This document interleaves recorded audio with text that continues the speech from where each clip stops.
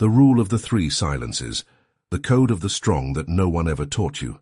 Since early in life we were told that speaking up was a sign of intelligence, that expressing yourself constantly was proof of confidence. But there is an uncomfortable truth that few dare to admit.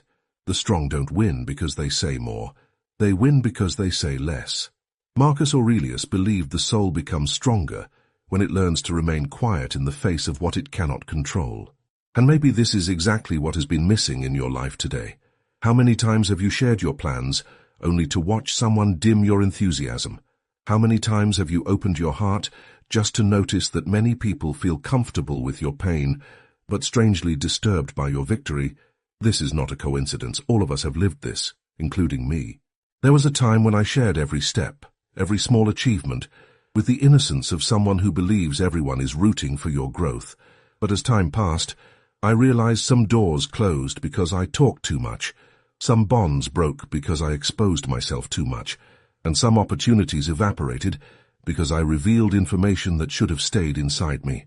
And it was from that silence I didn't yet master that a deep change was born, discovering the rule of the three silences, a code as old as the Stoics, but powerful enough to transform the way you live, act, and protect yourself. No one teaches you this, and those who learn rarely reveal it. Today I'm going to open that door for you, but be prepared, because after hearing this message, you will never look at silence the same way again. You may finally understand why those who stay quiet rule. Before we get into the three silences, I need to give you the foundation that holds this code together. Seneca said that part of human misery comes from the constant need to talk, to be noticed, to prove something. He believed true strength isn't in the restless tongue, but in the mind that observes, analyzes, and acts only at the right moment. Epictetus reinforced that by teaching that nothing you reveal can be taken back. He said words are arrows. Once released, they don't return. And it's curious how after 2,000 years, we keep making exactly the same mistake. I remember a situation that could have completely changed my life. I was about to take on a project that could elevate me to a new professional level. I was motivated, excited, full of energy, and the mistake began right there. I talked too much.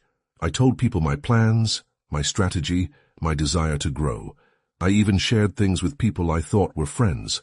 What I didn't realize was that by talking, I exposed all my vulnerabilities, all the areas where I was still building confidence. The sabotage didn't come directly, it wasn't open, it wasn't declared. It came in the form of doubt, small comments, subtle discouragement. What was once a certain opportunity began to crumble, and in the end, I lost it. Not because I was incapable, but because I spoke before I acted. That's why the Stoics valued silence as a form of emotional intelligence. Not a weak silence from fear, but a strategic silence from wisdom, from someone who already understands that life rewards those who act with calm intention and purpose. Now we can enter the rule of the three silences. Silence 1. The silence of progress. This might be the hardest one when you're beginning to change your life. When you improve, when you finally leave pain behind, when you start rebuilding yourself, it's natural to want to show everything. It's natural to want validation, to want to share your victory. But reality is very different from fantasy. People tolerate your suffering, but they struggle with your growth. When you speak about your failures, no one feels threatened. But when you speak about your rise, some people shrink inside. It doesn't matter if it's not your intention. It's how they interpret it. You've probably experienced this.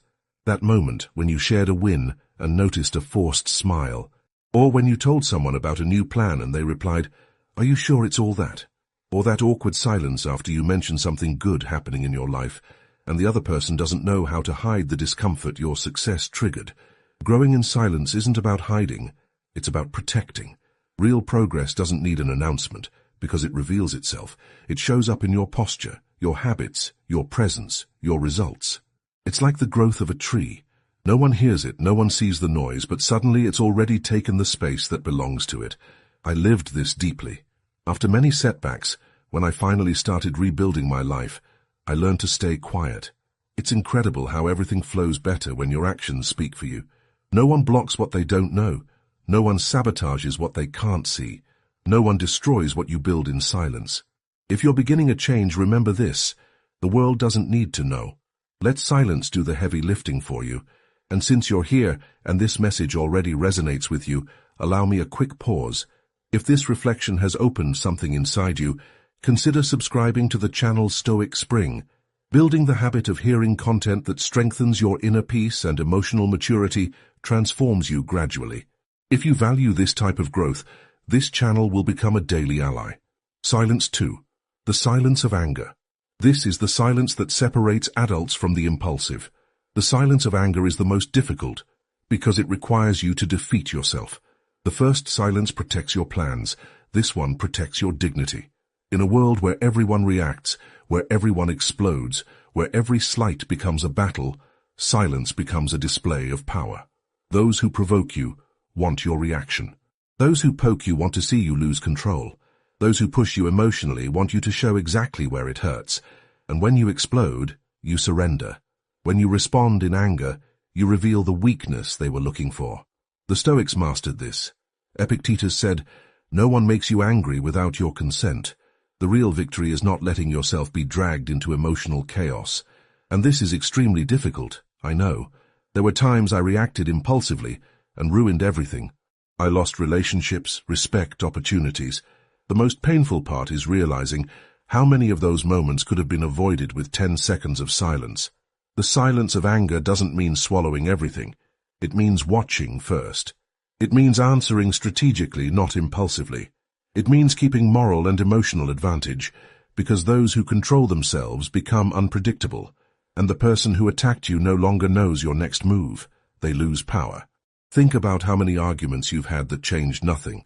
They only drained your energy. Think about how many times you explained yourself endlessly, justified yourself endlessly, defended yourself endlessly, only to later realize the other person never wanted to understand you. They just wanted your reaction. When you master the silence of anger, you become someone who can't be manipulated, and that intimidates people. Silence 3. The silence of truth. This is the deepest, most strategic, and most powerful silence of all. It's the silence you keep when you know the truth about someone but choose not to reveal it. When you discover who spoke about you, who betrayed you, who underestimated you, who used you, but instead of confronting, you observe. You wait. You act only when it matters. This silence transforms how you see people. Truth is a weapon, and those who reveal everything they know lose their advantage. When you know and stay quiet, you see further. You understand patterns, intentions, weaknesses. You learn who truly stands by you and who only pretends to. The person who wronged you fears not what you say, but what you keep. Silence breeds doubt, and doubt eats them from the inside. I lived through this in a painful way. I discovered truths about people I genuinely valued. Every part of me wanted to confront, expose, shout, "I know what you did." But for the first time I chose silence, and that silence gave me clarity. It allowed me to observe without interference, to see who that person really was. When the moment was right, with peace, without conflict, I simply walked away. That silence protected me, and more than that, it gave me advantage. I acted when I wanted, not when I was provoked. The silence of truth builds empires. It turns you into someone who cannot be psychologically cornered, someone who observes first, understands next, and acts last, and wins because of it. The reward of the 3 silences. The rule of the 3 silences is not a tactic. It is a philosophy, a code used by the mature, the calm, the strategic, the strong. Those who say everything lose everything. Those who stay silent observe. Those who observe understand, and those who understand win. When you master the silence of progress, no one can sabotage what you're building. When you master the silence of anger, no one can control your emotions. When you master the silence of truth, no one can predict your next move. Silence is not the absence of voice. It is the presence of power. If this message made sense to you, comment below which of the 3 silences you need to develop most right now. This strengthens your inner commitment and helps others who are going through the same process. And of course, if you want to keep strengthening your inner peace and building a daily habit of emotional maturity, subscribe to Stoic Spring. Here you'll always find reflections that elevate your mind, fortify your spirit, and help you build a wiser, stronger life. Those who stay silent rule, and now you know why.